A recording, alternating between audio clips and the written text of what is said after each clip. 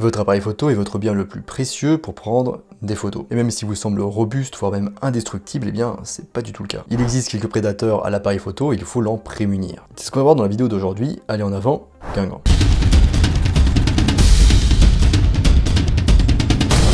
Avant de commencer, je vous rappelle qu'en description, vous pouvez toujours accéder à ma formation gratuite sur les bases de la photographie. Je vous invite à vous y inscrire si ce n'est pas déjà le cas. L'humidité et l'eau. L'humidité dans sa forme la plus extrême peut se présenter sous la forme d'eau qui peut mettre fin instantanément à la vie de votre appareil photo. Donc pour éviter ça, attachez tout simplement bien votre appareil photo à vous avec une dragonne ou une bandoulière. Un agresseur plus subtil est la condensation. Elle est particulièrement visible lorsque vous passez d'une température élevée à une température basse ou l'inverse. Investir dans des sachets de gel de silice est un moyen d'y remédier car il absorbe l'humidité dans votre sac photo. Une autre technique consiste à mettre votre appareil photo dans un sac plastique à zip lorsque vous êtes encore à l'extérieur. Cela permettra à l'appareil photo de monter en température plus lentement une fois à l'intérieur et la condensation se formera sur le sac et non sur l'appareil photo. L'idéal est de réchauffer votre appareil photo naturellement et lentement. Pensez aussi en zone humide à essuyer régulièrement votre appareil photo, avec un chiffon microfibre par exemple. Ensuite le sable.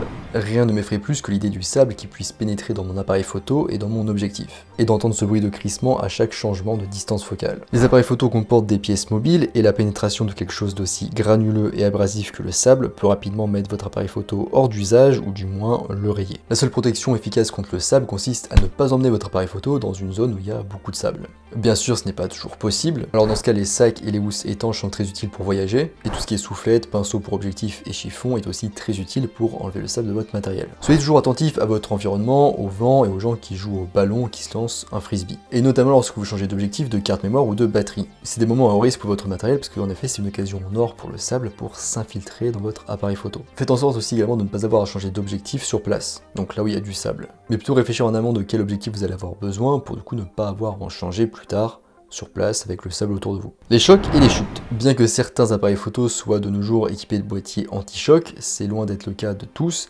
Il faut donc traiter l'appareil photo comme un objet délicat. Déjà utiliser un sac bien rembourré et mettre l'appareil photo dedans quand on ne l'utilise pas. Utilisez aussi toujours bien évidemment une bandoulière ou une dragonne pour maintenir l'appareil photo attaché à vous, ou un autre dispositif pour qu'il soit en tout cas toujours attaché à vous. Et c'est d'autant plus important lorsque vous passez votre appareil photo à une autre personne qui en plus potentiellement ne s'y connaît pas trop en appareil photo.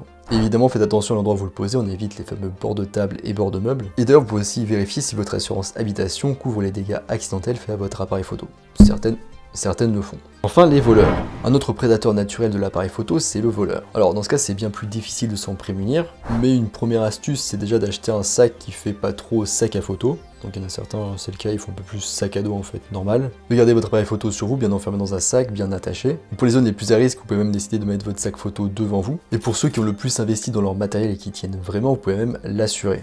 En général, c'est ce qu'il y a de mieux contre les voleurs. Pour les déplacements, il y a un petit peu deux écoles, ceux qui prennent tout lorsqu'ils se déplacent, pour éviter de se faire voler en fait directement à la maison, et ceux qui préfèrent voyager léger pour pas avoir trop de choses à gérer, et si jamais il y a un vol, ils se feront pas voler grand chose comme ça. Voilà, on est à la fin de cette petite vidéo. N'hésitez pas à partager en commentaire vos diverses expériences que vous avez pu vivre sur ce sujet, comment vous avez réagi si un prédateur s'en est pris à votre appareil photo. C'est toujours très intéressant, enrichissant pour tout le monde. Je vous rappelle qu'en description, vous pouvez toujours accéder à ma formation gratuite sur les bases de la photographie. Je vous invite à vous inscrire si c'est pas déjà le cas. Moi, je vous laisse ici à bien protéger votre appareil photo et je vous dis à bientôt sous Internet mondiaux.